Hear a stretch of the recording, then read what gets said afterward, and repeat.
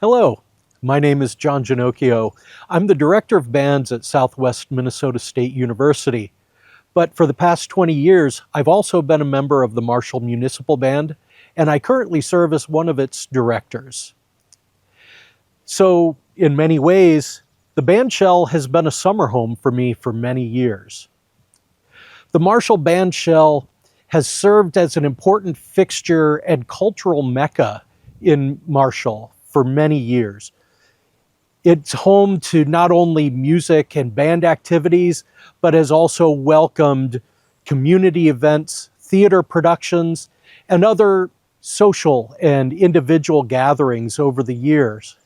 Unfortunately, the condition of the Bandshell has deteriorated to the point that it needs to be replaced. For the past 75 years, the Marshall Bandshell has served our community well.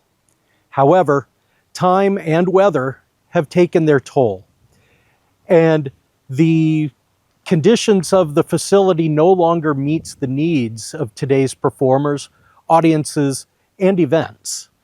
That's why we're excited to roll out a new Bandshell, one that will serve our community, honor our history, but also look to the future of what the arts in Marshall could be.